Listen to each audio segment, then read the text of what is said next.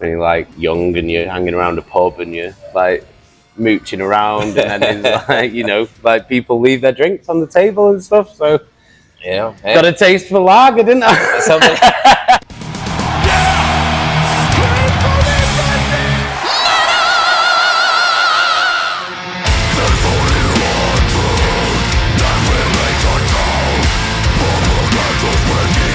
Yes, hello, welcome back, I should say, to Toronto. Thank you. Back at the Opera House before we get started. Oh, I know you cheers. like your lagers. I do love Cheers. lager. Cheers. Thank you. Cheers, everyone.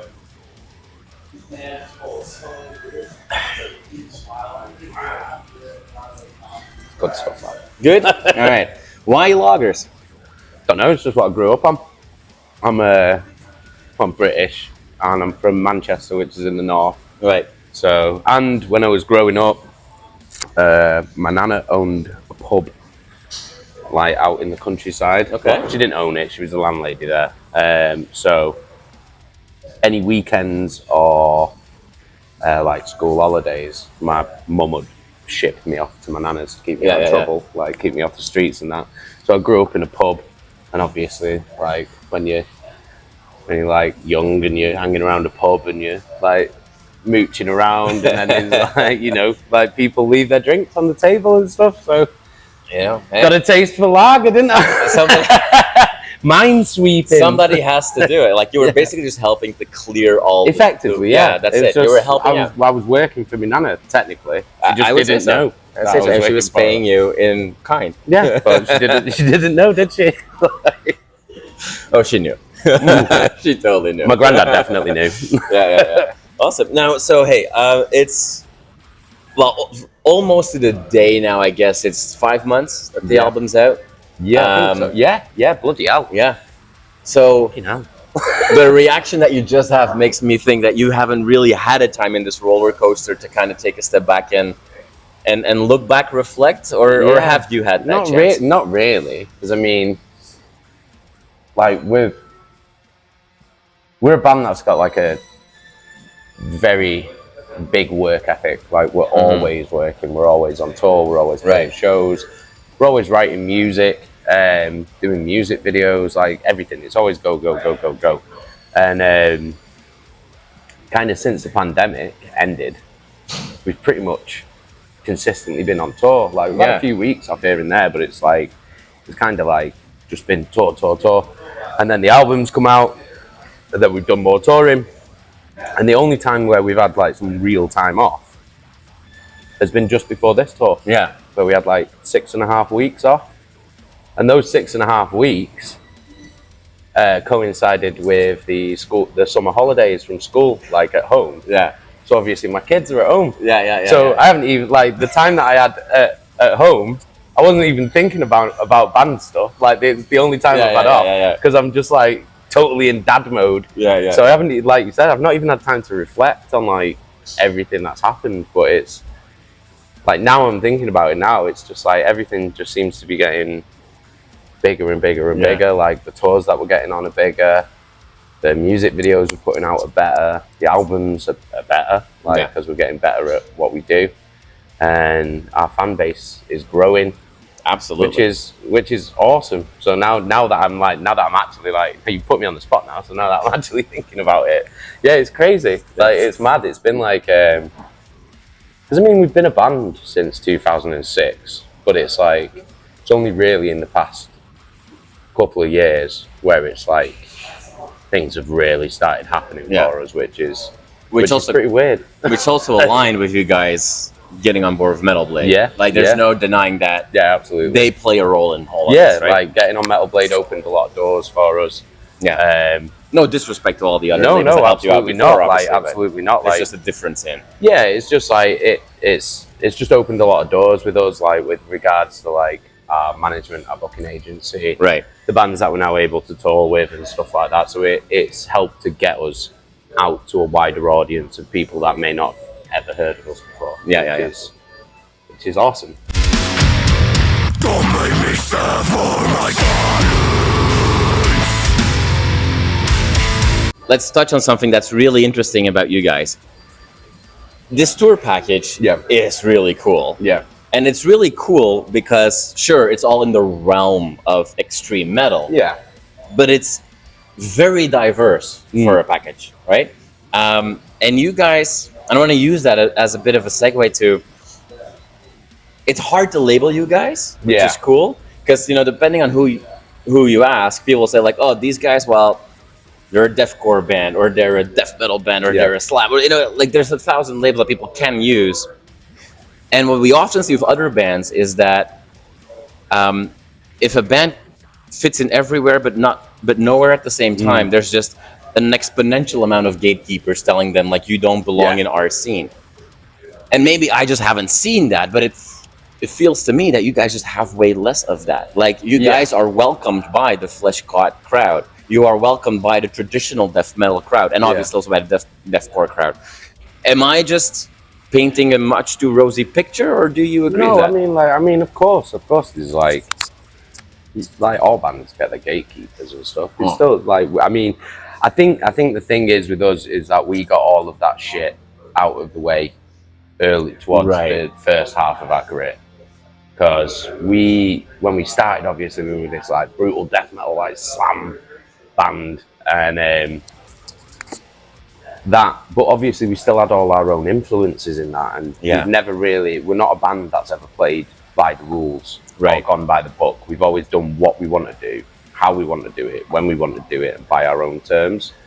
And when we were coming through very early in the first half of our career, we got a lot of pushback, like from like the underground metal scene. Like a lot. Like, and fair enough, whatever. But I think we've got past that now, because the amount of shit that we got would have made a lot of other bands crumble. But we're not built like that. It's like the more shit you pile onto us, the more we'll push back. Like just to out of spite, really. Like just to shove it down. You're just your here throat, to prove a you know point. What I mean? Yeah, just to prove a point. So we got a lot of that shit out of the way very early, because it was just sort of like, all right, well, you think that we're no good, you think that we can't do something, we're gonna fucking do it, and then we're gonna shove it down your fucking throat. Like, so we got all that out of the way early, and now it's sort of like, I think we're so passionate about what we do, and we care so much about what we do, that I think that shines through in the music and the live performance. And I think that's why people from fans of all different types of extreme metal will find something that they like. They might not like all of it, but they'll find something that they like, which is cool, because it's, because it's just, that's who we are. We like all these different types of music. So why put ourselves in a box? And so that leads to an eclectic sound, an eclectic album.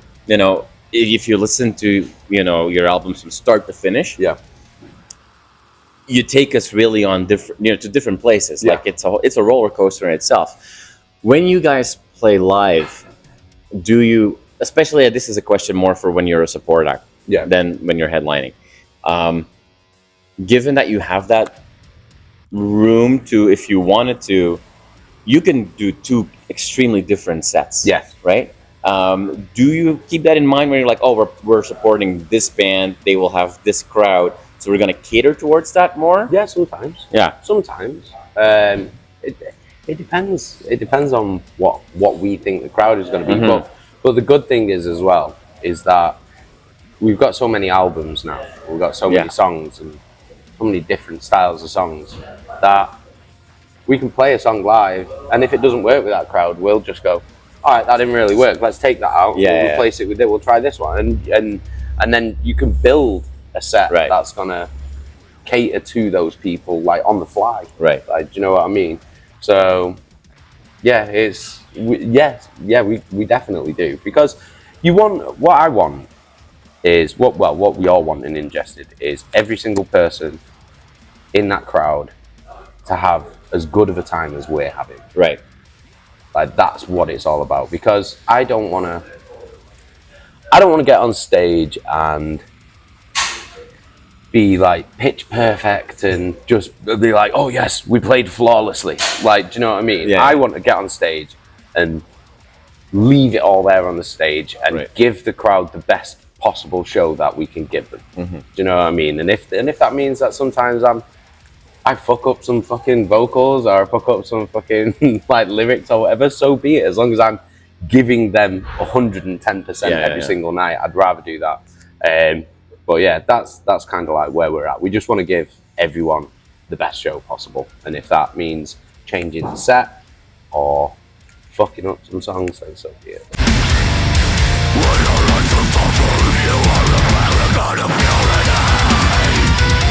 You've also announced some headline shows you'll do right after this tour when you're still in the Midwest. Yeah.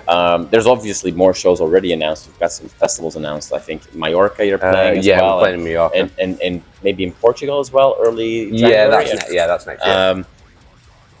But so you're limited in what you can do when you are one of 5 bands playing tonight. But so for those upcoming headline shows, what can we expect? Like there must be some things itching for you to have a little bit more freedom. Yeah, some older shit. Like some of the older shit, some of the stuff that people want to hear that they might not have heard for a while. Right. Okay. Like some surprises. So okay. Yeah, we'll dust off a few old songs. Yeah. Nice. Some of the brutal shit. All right. So all the die-hard fans have to make their way to those headline shows. There's no excuse. Now, start of the tour. I mean, you've played a few shows already, but still start. You know, we met. You know, before this recording, where all the buses and everybody's there. Yeah. Didn't smell too bad there just yet. You know, it's still the beginning. It's a long tour. You're gonna play a lot of shows. People that have to interview in 3 weeks from now, you're gonna have a hard time. But seriously though, like especially for a UK band, sometimes our vans and buses in North America are better, but we don't tend to have a lot of food at venues. We definitely don't have showers at venues. What's the biggest lesson you've learned from previous American or North American tours as a European band? Well, the first was stop booking vans and start booking RVs. Because they're cheaper and they're better. Because obviously you get beds in them. Right, and there's a shower on an RV, and they're cheaper as well. So the RV is like a must. Other than that, just stretch your buyout because this is North America. You don't get catering over here. No, you don't. Unless you're like fucking Marilyn Manson or something, I imagine. But like at this level, you do not get catering. You get a buyout. So make it stretch. Find somewhere that's cheap. If you want to go home with money in your pocket, find somewhere that's cheap. You go home with money in your pocket and calories in your body. Or you go home healthy and broke. Definitely. I always put about a stone on in weight, like when I come over here. But yeah, that's about it really. Just like, I mean, the first time we ever came over was 2015, and obviously then it was like we were a lot younger and we were all excited because we were like, oh, I've never been to North America, like blah blah blah, and we just blew it. Like we were just like, oh, let's get a hotel, let's like go eat this food, like let's try and get like all the cool food and stuff, and you end up going home broke and fat. Like so yeah, but it was fun though, like what I mean? Memories for a first time, but we learned a lot, like but yeah, I would just say be smart with your money, because it's not like touring the UK and it's not like touring Europe. No, because the drives are very long. The drives are long. The visas are expensive. Buy these guys merch. Buy our merch, please. They make a huge investment coming here, so support these guys. Now, we're in a brewery. We know that you had your first alcohol problems. Yes, very early in life. Was it a problem or was it a solution? Both. We have to obviously address with the Pantheon beer. That I know you couldn't bring. And it was a limited run, so that probably is sold out by now. I think so. I think it might be, I might be wrong though, because one of my friends sent me a message on Instagram the other day, and he sent me a photo and he said, "Oh, this has just arrived in the post," and, Oh, and he wow. bought it. All So maybe there's a few cans. Maybe there's a few cans left, but it's very nice. But what are the? I mean, you are let's say you are an enthusiast of the hopped waters out there, and the fermented waters out there. So, I assume that's not a one-time thing. Like, what would you like to do with these things? I hope not. I want to make more beers, different flavors, different types of beers. Maybe, I don't know, maybe like a vodka or something like that. That'd be nice. Don't mind a vodka and Coke every now and again. Maybe a gin, nice little G&T. I just want to make interesting shit. Like, I want to make interesting shit that we like, and hopefully other people will like too. So we'll just see what's in the future. I mean, we had our own bags of coffee made as well. We had our own like special like brew of coffee made that was really nice as well. So maybe, I don't know, tea bags or something. Yeah, I love a cup of tea. I love a cup of tea, obviously, because I'm British. It's gonna be a whole culinary experience with you guys. Yeah, just cool shit. Cool There shit. you go. Basically.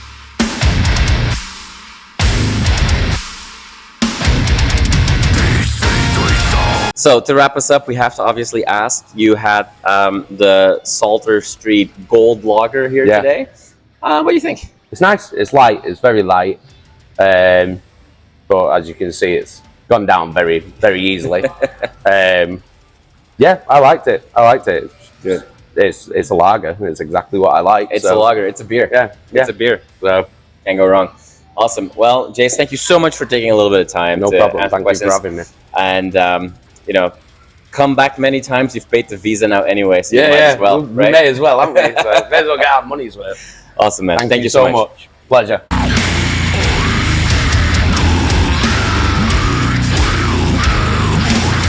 You are awesome for watching this video. Click right here to see more content like it and subscribe to the channel.